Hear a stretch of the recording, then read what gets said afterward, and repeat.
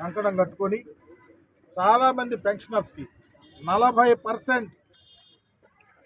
వికలాంగత్వం ఉన్నటువంటి పెన్షనర్స్ కూడా కాదు అని చెప్పి తీసివేయటం వల్ల ఉదాహరణకి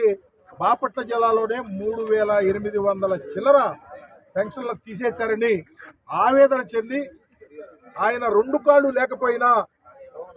ధైర్యం చేసి ముక్కువని దీక్షతో వికలాంగుల కోసం సెల్ టవర్ ఉదయం 5 గంటలకు ఎక్కితే ఇందాక దాకా అతను దిగకపోవటం వెంటనే మా పార్టీ వారు నాకు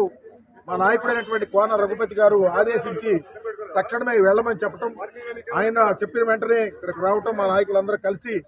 అతనికి నచ్చజెప్పి ముందు ప్రాణం ఉంటే ఏ ఉద్యమైనా చేయొచ్చు, బ్రతికితే ఏ ఉద్యమైనా చేయొచ్చు, నువ్వు కిందకి దిగిరామని ఇప్పటిదాకా అధికారులు ఆర్డీఓ డిఎస్పీ కమిషనరు అందరూ వచ్చి చెప్పినా అతను దిగకుండా నేను పైనుంచి దూకి చనిపోయేదాకానే సిద్ధమని చెప్పినటువంటి పరిస్థితిని మేమందరం కన్విన్స్ చేసి కిందకి దించి అందరికీ చెప్తే కలెక్టర్ గారు ఎక్కడో వరద వస్తూ ఉంది, కొల్లూరు ప్రాంతంలో మరి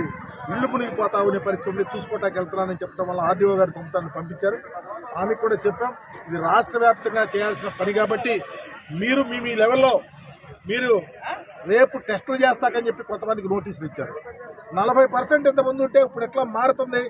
ఎవరెవరు లబ్ధిదారులుగా ఉన్నారో ఎవరెవరు పెన్షనర్స్గా ఉన్నారో ప్రతి పెన్షన్దారునికి పెన్షన్ ఇవ్వాలని, మీరు 14 నెలలైనా ఒక్క పెన్షన్ కూడా ఇవ్వలేదు,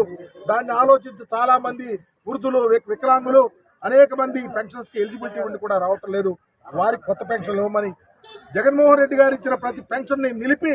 కొత్త పెన్షన్లు ఇవ్వాలని డిమాండ్ చేస్తూ మరి మా రామయ్య చేసినటువంటి ఈ గొప్ప కార్యక్రమం, ధైర్య కార్యక్రమం, ప్రాణాన్ని కూడా లెక్క చేయని కార్యక్రమానికి వైఎస్ఆర్ కాంగ్రెస్ పార్టీ పూర్తి మద్దతు ఉంటుందని చెప్తూ ఇక్కడికి వచ్చినటువంటి పత్రికా విలేకరులు వెన్నంటి రామయ్యకు సపోర్ట్ చేసిన ప్రింట్ అండ్ ఎలక్ట్రానిక్ సోదరులందరికీ పేరు పేరున ధన్యవాదాలు చెప్తూ కార్యక్రమాన్ని ముగిస్తాం.